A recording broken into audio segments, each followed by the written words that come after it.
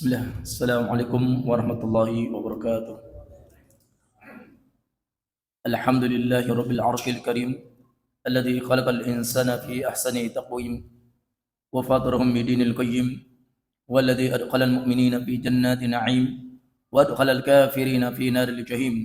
Asyhadu an la ilaha illallah wahdahu la syarika lah wa asyhadu anna Muhammadan liyutammima makarimal akhlaq wa sahibul handaq wa lam yuqatil illa bil haqq ويمشي بالأسواق. قال الله تعالى في القرآن الكريم يا أيها الذين آمنوا كتب عليكم الصيام كما كتب على الذين من قبلكم لعلكم تتقون. Puji syukur pada Allah SWT atas segala karunia dan segala nikmatnya yang hari ini, malam ini kita masih merasakan seluruhnya. Dan tentu nikmat yang paling mahal adalah nikmat iman, nikmat sehat, dan nikmat di mana Allah SWT memilih kita untuk bisa beramal saleh. Karena tidaklah seseorang yang dia tidak bisa beramal soleh kecuali karena dosa-dosanya. Oleh karena itu, satu kenikmatan dari Allah SWT, yakni kita dipermudah oleh Allah SWT untuk melaksanakan aktivitas yang mudah-mudahan menjadi satu pahala dan ridha Allah SWT untuk kita semuanya. Jemaah salat isya dan salat tarawih kepada Allah SWT. Tentu di momen bulan Ramadan ini, selain kita berusaha untuk memaksimalkan amal soleh dengan menjalankan perintah-perintahnya, baik termasuk puasa sendiri, dengan menghindari segala sesuatu yang membatalkan puasa kita. Tentu ketika kita melihat bagaimana orang-orang soleh terdahulu, bahkan sampai Nabi Muhammad SAW pun ketika bulan Ramadan tidak hanya sekedar menahan haus dan lapar. Bagaimana kita melihat sirah, kiprah Rasulullah SAW tatkala di bulan Ramadan ini tidak hanya sahrul saum, tidak hanya sahrul Quran, tetapi sahrul jihad, bulan perjuangan. Tidak hanya fokus dengan membaca Al-Quran, tidak hanya fokus dengan salat tarawih, tidak hanya dengan fokus dengan hal-hal yang lain, melainkan mereka harus berjihad di jalan Allah Subhanahu wa taala. Dan termasuk sejarah awal bagaimana Rasulullah SAW di dalam Islam ini, sejarah awal pertempuran kaum muslimin melawan orang-orang kafir pada saat itu yang dikenal dengan perang Khandaq. Mohon maaf, perang Badar. Badar ini adalah satu tempat di antara Mekah dan Madinah. Ada sumber air di sana. Disinilah momen pertama kali perang antara kekafiran dengan orang-orang mukmin, yakni adalah Rasulullah SAW beserta para sahabatnya yang mulia melawan pasukan kafir Quraisy pada saat itu. Yang tentu ketika kita melihat jumlah daripada pasukan kaum muslimin cukup sangat sedikit dibandingkan jumlah daripada pasukan orang kafir pada saat itu. Yakni jumlah kaum muslimin 313 pasukan yang itu tidak dengan perlengkapan yang sempurna ketika berperang. Berbeda dengan pasukan kaum kafir yang jumlahnya 1000 plus lengkap dengan pengalaman perangnya serta perlengkapan perangnya. Singkat cerita, di dalam sejarah ini dengan izin Allah SWT, Allah menolong Nabi Muhammad SAW bersama kaum muslimin pada saat itu. Di antara bentuk pertolongannya adalah bagaimana Allah SWT mengutus para malaikat. Dan di antara ada satu keajaiban pula ketika dalam satu riwayat para sahabat bingung ketika sedang menyerang, mengejar musuh, tiba-tiba ada pasukan berkuda dan pasukan berkuda ini sudah tiba-tiba membelah kaum kafir pada saat itu. Sahabat bertanya ketika selesai peperangan itu, "Ya Rasulullah, mereka itu siapa? Berkuda dengan sangat kencang. Tiba-tiba musuh yang kita kejar sudah dalam keadaan tergeletak dan mati, dalam keadaan terbelah." Rasulullah menjawab, sesungguhnya Allah SWT mengutus di antara para malaikat ada kuda Khayzum, kudanya malaikat Jibril yang langsung ikut bertempur saat perang Badar. Ini menunjukkan satu kekuatan keimanan bagi orang-orang yang bertakwa pada Allah, tidak hanya sekedar puasa saja, tidak hanya sekedar menahan lapar dan haus, tetapi mereka juga berjuang untuk membela agama Allah Subhanahu wa taala. Dalam kesempatan di bulan Ramadan pula, bagaimana kita melihat kisah-kisah para pahlawan kita, para pejuang kita, baik termasuk penaklukan Makkah terjadi di bulan Ramadan. Kemudian perang Hittin, yakni ketika bagaimana pasukan Salahuddin Al-Ayyubi memimpin pasukan kaum muslimin untuk membebaskan Palestina yang dijajah oleh kaum kafir pada saat itu. Dan dengan izin Allah SWT, peperangan itu pun mampu dimenangkan dengan izin Allah Subhanahu wa taala. Tidak lepas dari yang lain, banyak peperangan kaum muslimin pada saat bulan Ramadan. Dan termasuk yang sangat memukau peperangan itu diantaranya adalah perang Sultan Qutus. Sejarah membuktikan begitu saat itu sangat menyekam sekali. Pada saat itu mulailah kekuasaan Islam, peradaban Islam Abbasiyah hampir runtuh. Termasuk ibu kota Baghdad pun sudah diserang, sudah dihabisi oleh pasukan Mongol yang dalam sejarah tidak pernah terkalahkan. Pasukan Mongol ini ketika mereka menyerang satu tempat, tempat itu pasti kalah dan diporak-porandakan dan semua banyak dibunuh, dibantai oleh pasukan Mongol. Tidak heran ketika pasukan kaum muslimin, ketika wilayah muslimin saat itu mereka ingin diserang oleh pasukan Mongol, mereka tidak berani menyerang dan mereka lebih baik menyerah, takluk dengan pasukan Mongol. Ada satu tempat yang saat itu dengan segala konflik, dengan kondisi yang sangat berat, ekonomi yang berat, posisi wilayah yang sangat berat, dengan ujian yang berat. Tatkala pasukan Mongol ingin menyerang satu wilayah Mesir yang di saat itu dipimpin oleh Sultan Qutus.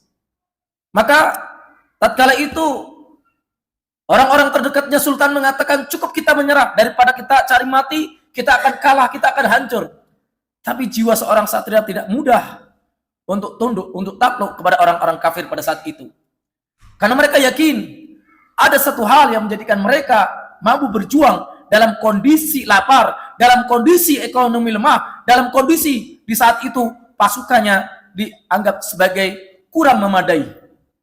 Tapi mereka yakin, selain daripada satu pertolongan dari Allah SWT, tentu mereka yakin pada saat itu di bulan Ramadan adalah di mana doa diijabah, satu amalan menjadi amalan yang mulia, serta amalan jihad adalah amalan yang tertinggi di dalam Islam. Sebagaimana ketika Allah SWT mewajibkan tentang puasa, kutiba alaikumusiyam, Allah juga mewajibkan di dalam surah Al-Baqarah ayat 216, kutiba alaikumul qital wa huwa kurhul lakum wa asa an takrahu syai'an wa huwa khairul lakum wa asa an tuhibbu syai'an wa huwa syarrul lakum wallahu wa'lamu wa antum wallahu a'lamu wa antum la ta'lamun. Di ayat ini ketika Allah SWT telah mewajibkan sebagaimana puasa, Allah juga telah mewajibkan berperang. Yang mana perang ini sangat dibenci oleh banyakkan manusia. Kenapa? Karena akan meninggalkan keluarga, karena harus mengorbankan jiwa, karena harus mengorbankan harta, harus mengorbankan waktu, dan harus dengan segala kecapaian yang sangat letih. Ini sangat dibenci oleh manusia. Tetapi Allah menyebutkan dalam ayat itu, kutiba alaikumul qital wa huwa kurhul lakum, sangat dibenci. Tapi apa kalimat Allah? Asa an tuhibbu asa takrahu syai'an wa huwa khairul lakum. Bisa jadi sesuatu perkara yang kamu benci itu justru di hadapan Allah itu sangat mulia, banyak kebaikannya.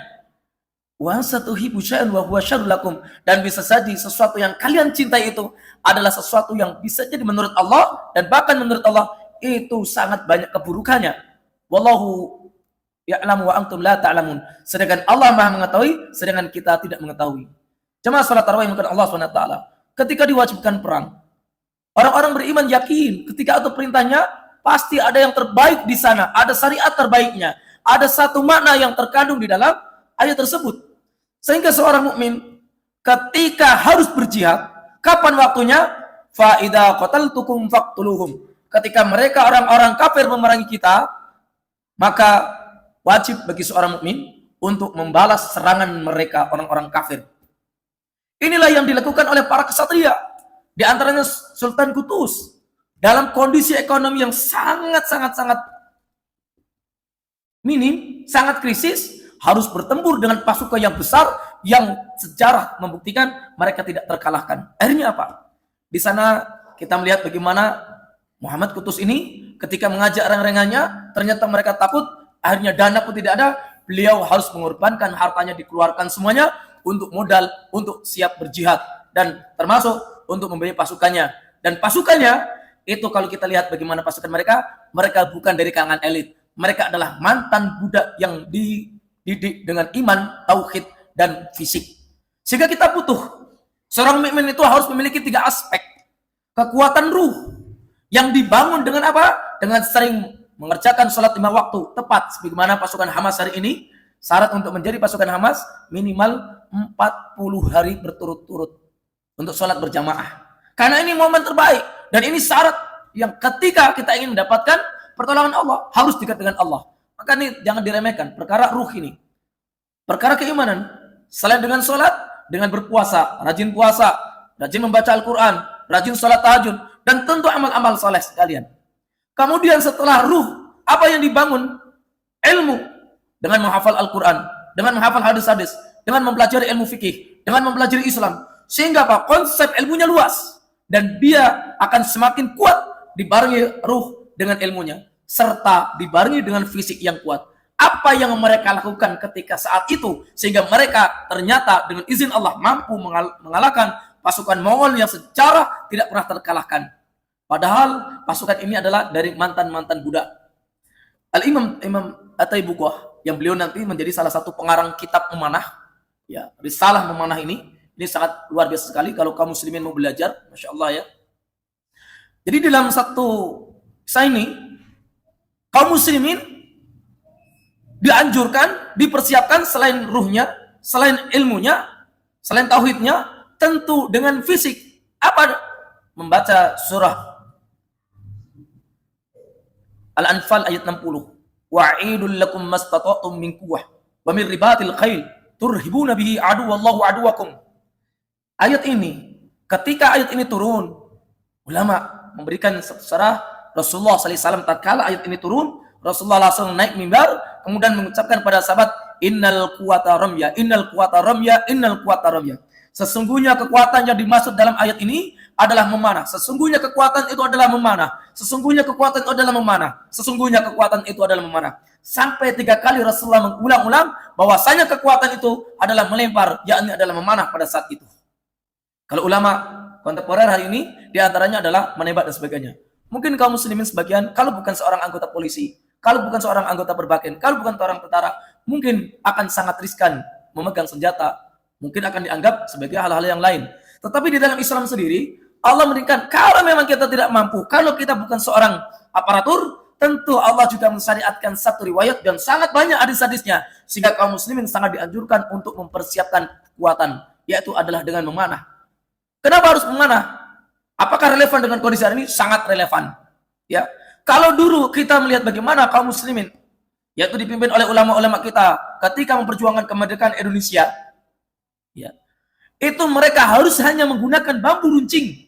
Dan musuh kita adalah Belanda yang saat itu sudah menggunakan senapan dan meriam. Dengan izin Allah pertolongannya, tauhid yang benar, meminta pada Allah SWT, bambu runcing itu dengan izin Allah mampu mengalahkan pasukan Belanda. Apalagi dengan satu kekuatan yang Allah sebutkan langsung dengan memanah.